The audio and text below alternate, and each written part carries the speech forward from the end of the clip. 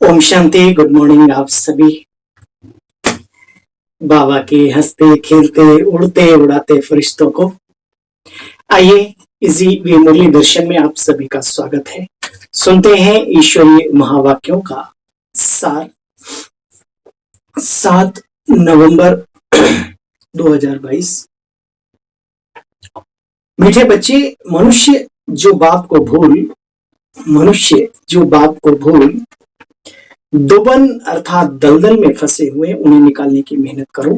विचार सागर मंथन कर सभी को बाबा का सत्य परिचित हो। प्रश्न, गीता को किस धर्म का शास्त्र कहेंगे? इसमें रहस्य युक्त समझने की बात आखिर कौन सी है? गीता शास्त्र है ब्राह्मण देवी देवता धर्म का शास्त्र। ब्राह्मण देवी देवताए नमः कहा जाता है। इसे सिर्फ देवता धर्म का शास्त्र नहीं कहना चाहिए, क्योंकि देवताओं में तो ये कोई गीता का ज्ञान है नहीं। ब्राह्मण या गीता के ज्ञान धारण करते हैं, सुनकर फिर ब्राह्मण सो देवता बनते हैं। इसलिए ब्राह्मण देवी देवता दोनों का ही ये शास्त्र कहना चाहिए। ये कोई हिंदू धर्म का या कोई व्यक्ति विशेष ऐसा कुछ नहीं। हाँ, हमारे जो हिंदुत्व संस्कृति है, भारतीय संस्कृति जो हिंदू धर्म है, वास्तव में यही देवी और देवता धर्म था, जिसको कहते थे आदि सनातन देवी देवता धर्म, यानी हिंदुओं के पूर्वजों का शास्त्र ये कहेंगे, है ना। तो बाबा कहते बच्चे, ये बहुत ही रमणीक सूक्ष्म पेचीदी बातें समझने की हैं। गीता ज्ञान स्वयं निराकार शिव बाबा तुम्हें सुना रहे हैं, ना कि किसी देहधारी के द्वारा गई हुई ये गीता नहीं है। चाहे वो कितना ही बड़ा आदर्श महापुरुष सही, लेकिन ये भगवान वाच है, और भगवान एक निराकार परम धाम निवासी दिव्य ज्योति पुंज को कहा जाता है। तो इसलिए बाबा कहते हैं वास्तव में गीता ज्ञान स्वयं निराकार शिव बाबा तुम्हें सुना रहे हैं। कोई मनुष्य या कोई देवता या कोई धर्म पिता नहीं सुना सकता।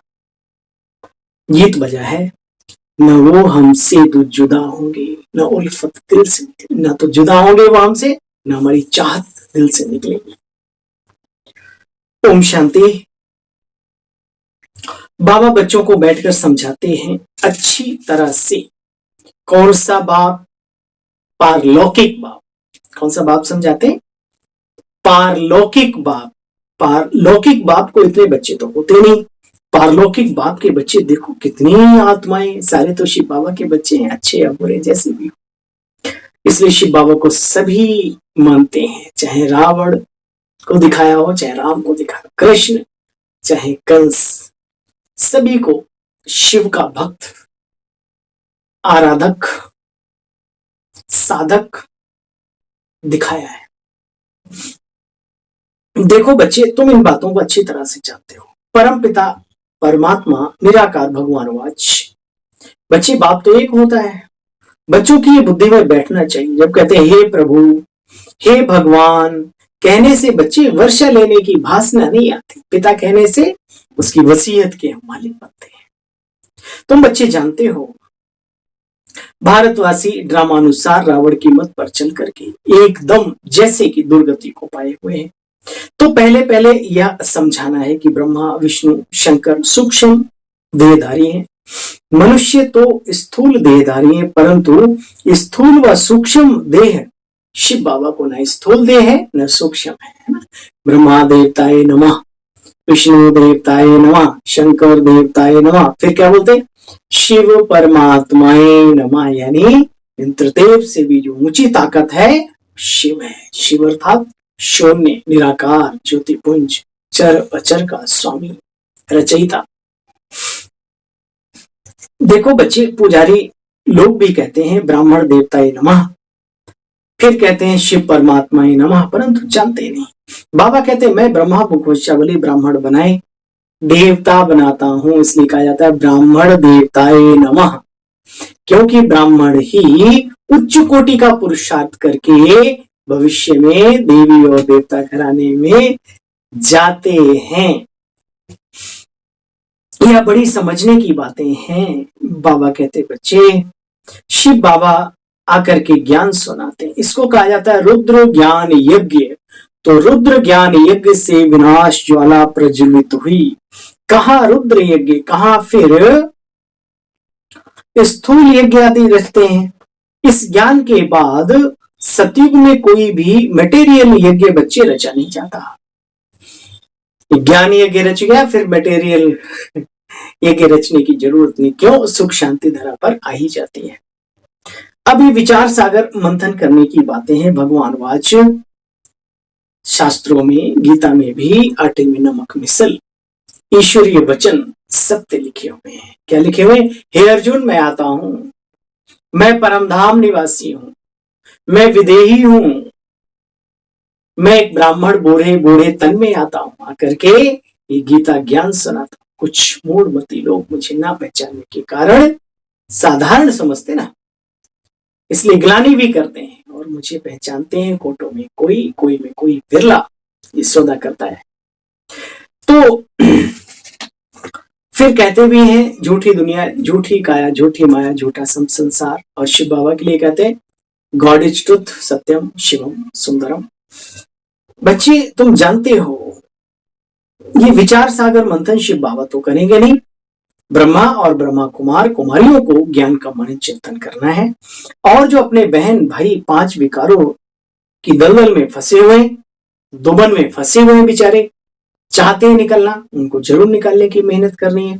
तब तो बाप को पुकारते हैं, हे प्रभु आओ, आकर के हमें पति से पावन बनाओ, रावण पर जीत दिलाओ। बच्चे अब तुम्हें रावण पर जीत पानी है।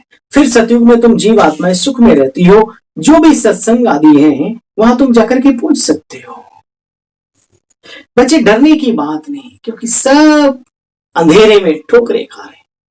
सत्य ज्ञान देने में झिझकना नहीं चाहिए, ये बात बहुत अच्छी है। लेकिन बाबा ने ये भी समझाया कि बच्चे विद रिस्पेक्ट, ये नहीं कि मनवाना ही है, सत्य का परिचय जरूर दे दो। मानना ना मानना उनके अपने ऊपर है, उन्हें महसूस होगा ये सत्य है तो अवश्य मानेंगे। कभी भी बहस का मुद्दा ईश्वरीय ज्ञान को कोई ना बनाए, ये जरूरी है। क्योंकि देवता बनाने के चक्कर में मानवता ही समाप्त कर देते हैं। वो फिर काहे का ज्ञान जिसमें आपके जीवन के आचार विचार विमल ना किए हो। तो अपने आचार विचार व्यवहार से भी समझाओ और परिचय भी देके समझाओ, दोनों चीज। बच्चे डरने की बात नहीं, मौत सामने खड़ा है। मनुष्य कुंभकर्ण की नींद में सोए हुए, कहते हैं भक्ति का फल भगवान देंगे। तो बच्चे उन्हें बताओ, भगवान आकर के भक्ति का फल दे रहा है, पुरुषार्थ करा रहा है। गीता में अगर शिव परमात्मा का नाम होता तो उसको सब मानते, तो बरोबर निराकार ने राजयोग सिखाया। बच्चे ये युद्ध के मैदान की बात नहीं, वास्तव में हम सब धर्म युद्ध में, धर्म युद्ध, धारणाओं का युद्ध, द्वंद्व जो चलता है वो धर्म युद्ध है।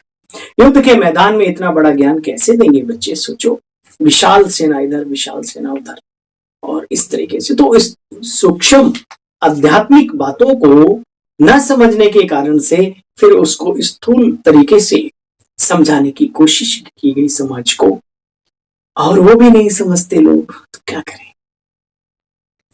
तुम बच्चे जानते हो मनुष्य तो अंधश्रद्धावश क्या क्या करते रहते हैं।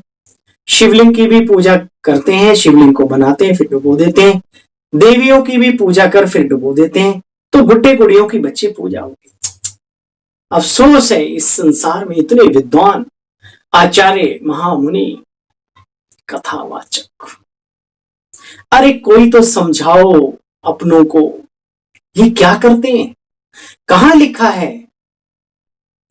किसने समझाया ये कि जिन्हें हम ईश्वर, इष्ट देवता या भगवान मानते हैं और उनसे हम अपनी मन्नतें भी पूरी करते हैं, और उसके बाद में उनकी मूर्तियों को, मुझे माफ करना, पीपल के पेड़ के नीचे रख देना। किसने कहा पीपल के पेड़ के नीचे रखो? कौन से उस व्यक्ति ने बताया? क्या अपने माता पिता की मूर्ति पीतल के पेड़ के पास रख सकते हैं? ऐसे ही डाल देते हैं। मतलब क्या मैं कहूं, वहीं पे सब गंद वंद सब दुनिया भर का। मेरे बहनों और भाइयों, मुझे माफ करना, थोड़ा सा तो सजग रहो। हमारी संस्कृति में फेंकना नहीं सिखाया, इज्जत करना सिखाया सभी की, और जिन्हें भगवान मानते हैं उनकी रिस्पेक्ट हम नहीं करते। घर में रखा, आदर्श ले आए तो अब उनकी व्यवस्था करो। अगर नई फोटो ले आए हो पुरानी, आपको जल प्रवाह कर दो।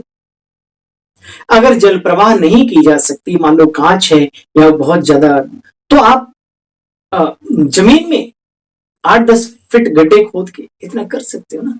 करा लो 10 रुपए दे करके, वो एक दिहाड़ी देके, आधी दिहाड़ी किसी से करवाई दो, भैया इसको जरा दबा। कुछ ऐसी भी चीजें होंगी लोहे की, धातुओं की, वो गला के दोबारा रिसाइकल की जा सकती है। एक बहुत ही अच्छा सिस्टम है जला देना, अग्निशमन, अग्नि को समर्पित कर देना, ये सबसे अच्छा माना जाता है। कम से कम किसी के पैरों में तो नहीं पड़ेगा, वो दर दर तो फोटो नहीं भटकेगी। तो थोड़ा सा विचार करना। मेरा कोई भी विचार नहीं है कि मैं अपने किसी भी भाई बहन को, किसी भी धर्म के भाई बहन को कोई ठेस पहुंचाऊं, लेकिन जब मैं ये सब देखता हूं तो लोग हंसते हैं, लोग हा हा करते हैं, लोग ठिठोड़ियां मारते हैं। तो प्लीज, अगर ये बात आपसे तक पहुंचती है तो अवश्य इस पर ध्यान दें। जब इतना भगवान से मांगा, उसने दिया। नहीं भी दिया, तुम्हारे कर्मों के लेखे जोखे चलते रहे, तो उठा के यूं ना फेंको, ठीक है, उसका सिस्टमेटिक करो, है ना, वो ज्यादा बेहतर है। तो बाबा कहते हैं गुड़ियों की पूजा हो गई, बच्चे जैसे डुबो देते हैं, फिर चलो डुबोना तो ठीक भी है, जल प्रवाह तो हो गया, यूं ही फेंक देते हैं बच्चे। बात मत पूछो, अंधश्रद्धा है ना। बाबा डायरेक्शन देते हैं, क्या करना बच्चों का काम है। लिखा हुआ है शिव बाबा, तो शिव बाबा भी बाप, ब्रह्मा बाबा भी, तो बच्चों का अलौकिक पिता है। तो वर्षा तो बच्चे शिव बाबा से मिलना है, आत्मा को वर्षा निराकार परमात्मा से मिलना है, ना कि इस देहधारी से। ब्रह्मा को भी उनसे ही मिलता है, इन्होंने भी अपना जीवन उस निराकार परमात्मा शिव बाबा को याद करके ही इतना उज्जवल, इतना श्रेष्ठ, इतना ऊंचा अव्यक्त फरिश्ता स्वरूप बनाया। तो बाबा ने बार बार समझाया, बच्चे बाप को याद करो, किसी को दुख नहीं दो। एक दो को दुख देते हैं, काटते रहते हैं। आजकल ऐसा समय चल रहा है। गरुड़ पुराण में विषय वैतरणी नदी दिखाई है। बच्चे वो तो कोई है नहीं, तालाब है विषय वैतरणी, है ना, गया में बहुत, जहां पर कहते हैं कि मुक्ति का विशेष स्थान मान्यताओं में रखा गया। तो बच्चे जानते हुए दुनिया ही नरक है।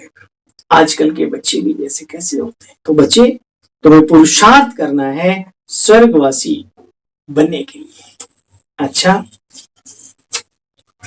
के बाद बाबा ने कहा, देखो बच्चे, इन कॉर्पोरियल वर्ल्ड को स्वर्ग नहीं कहा जाता, ब्रह्मांड को, परम धाम को स्वर्ग नहीं कहा जाता। स्वर्ग तो इसी धरा पे होता है, लेकिन जब स्वर्ग होता है तो नरक नहीं, कलयुग है तो सतयुग नहीं, सतयुग है तो कलयुग नहीं, अंधेरा है तो रोशनी नहीं, रोशनी है तो अंधेरा नहीं। वो स्वीट साइलेंस होम है, आत्माएं जहां बिंदी स्वरूप में रहती हैं। आत्मा को ज्ञान सिवाय परमपिता परमात्मा की और कोई दे न सके। बहुत छोटी सी बिंदी, बाबा का वंडर खाओ। छोटी सी बिंदी में कितनी बड़ी ताकत समाई हुई है। देखो बच्चे, सभी आत्माओं का पिता परमपिता परमात्मा भी छोटी बिंदी है। जैसा पुत्र सकल सूरत में, वैसे ही तो पिता होगा। आत्माएं अविनाशी हैं, तो बच्चे बाप भी अविनाशी है, और ये ड्रामा भी अजर अमर अविनाशी है। जबकि बाप उत्तम से उत्तम आकर के सभी को बनाते हैं। ये हुआ पुरुषोत्तम संगम युग। बच्चे, बाबा बार बार समझाते, बच्चे बना बनाया खेल है, जो पास हो गए फिर उसी समय पर अपने आप आएंगे। इसलिए चिंता ताकि कीजिए, जो अनहोनी हो, होनी हो सो होएगी, अनहोनी ना होए, है ना। लेकिन आगे की लाइन थोड़ा सा संभल के, पुरुषार्थ बिना कुछ नहीं है। बाकी अंदर से बिल्कुल निश्चिंत रहे, सारा सिस्टमेटिक, चलाने वाला चला रहा है, चलनहार हम चले जा रहे हैं। देखो बच्चे, पहले पहले आए थे श्री लक्ष्मी श्री नारायण, अभी नहीं है, फिर आएंगे। ये तुम्हारा सच्चा सच्चा सत्य का संग है। सत्य संग किसे कहा जाता है? सबसे पहले शरीर में आओ तो क्या कहते हैं? झूठी काया। काया माना ये शरीर, और इस काया, इस झूठी काया में माना कभी भी धोखा दे दे, कभी कुछ कर दे, विनाश तो होनी है। इसमें अजर अमर अविनाशी आत्मा सत्य है, समाई हुई है। उस सत्य को देखना, चिंतन करना अर्थात सत्संग। फिर कहते हैं गॉड इज ट्रुथ, सत्यम शिवम सुंदरम, शिव के स्वरूप को चिंतन में लाना, शिव की ताकत को, उसके गुणों को, उसके खजानों को अपने मन में दोहराना, चिंतन में लाना, स्मृति स्वरूप बनना, यही सत्संग है ना। अच्छा भाई, बाबा ने कहा मीठे मीठे सिकीलते बच्चों प्रति माता पिता बाप दादा का याद प्यार और गुड मॉर्निंग। रूहानी बाप की रूहानी बच्चों को नमस्ते। बोलो भाई, हम सब रूहानी बच्चों की रूहानी बाप दादा को, माता पिता को गुड मॉर्निंग और नमस्ते नमस्ते नमस्ते। ओम शांति। आइए सार का भी सार, विचार सागर मंथन कर मनुष्यों को यानी अपने बहन और भाइयों दुबन से निकालना है। जो कुंभकर्ण की नींद में सोए हुए हैं उनको जागृत करना है। सूक्ष्म व स्थूल देहधारियों से बुद्धि योग निकाल एक निराकार बाबा को याद करना। सबका बुद्धि योग एक बाप से जुड़ाना है, पक्का करो। सभी का बुद्धि योग किससे जुड़ाना है? एक शिव बाबा से। अरे बाबा कहते इनको भी मत याद करना कहीं धोखे से, इन्हें भी उसी से मिलता है बरसा। तो और मनुष्यों की तो बात ही अलग है ना। स्थूल सूक्ष्म व स्थूल देहधारियों से बुद्धि योग निकाल एक निराकार बाप को याद करना है। सबका बुद्धि योग एक बाप से जुटाना है, ना कि अपने से। याद रहे, नहीं तो फंस जाएंगे। वरदानी बाबा का वरदान जो बनाता है हम सबको महान, हम सबके लिए वरदानी मूर्त आत्माओं के लिए। सच्चे वैष्णव बन पवित्रता की श्रेष्ठ स्थिति का अनुभव करने वाले, सच्चे वैष्णव बन पवित्रता की श्रेष्ठ स्थिति का अनुभव करने वाले, संपूर्ण पवित्र भव। संपूर्ण पवित्रता की परिभाषा बच्चे बहुत ही ऊंची, श्रेष्ठ और सहज भी। संपूर्ण पवित्रता का अर्थ है स्वप्न मात्र भी अपवित्रता मन और बुद्धि को टच भी ना करे, देखते हुए भी ना देखना और सुनते हुए भी ना सुनना। यही स्थिति कर्मातीत अवस्था तक ले जाएगी, अव्यक्त स्थिति तक पहुंचाएगी। क्योंकि समय तो ऐसा चल रहा है, इसलिए मन और बुद्धि को भी टच ना करें। बाकी तो बात ही छोड़ो। चाहे अभी नंबरवार पुरुषार्थी हो, लेकिन पुरुषार्थ का लक्ष्य संपूर्ण पवित्रता है और यह सहज भी है, क्योंकि असंभव से संभव करने वाले सर्वशक्तिमान बाबा का हाथ और साथ मिला हुआ है। एक हमारी पावर, एक हमारे बाबा की ताकत मिलकर के हमें सिक्योर, सेफ रखती है। क्योंकि असंभव से संभव करने वाले सर्वशक्तिमान बाप का साथ और हाथ पकड़ा हुआ है। स्लोगन, सहज योगी वह है जो हठ व मेहनत करने के बजाय रमणीकता से पुरुषार्थ करते हैं। खाते पीते बाबा बाबा बाबा करते अपने मौज करते हुए। तो बाबा ने कहा सहज योगी वो है जो हठ व मेहनत करने के बजाय रमणीकता से पुरुषार्थ करे। ठीक है, खुद भी रमणीक रहे और उनको भी रमणीक रखे। अच्छा भाई, ओम शांति ओम शांति ओम शांति। आप सभी बहन भाइयों को, अपने सेवाधारी सेवक बाबा के बच्चे की आपको ढेर सारी नमस्ते, गुड मॉर्निंग। जिंदगी का हर पल, हर घड़ी, हर श्वास मुबारक हो, मुबारक हो, मुबारक हो। Om Shanti, good morning.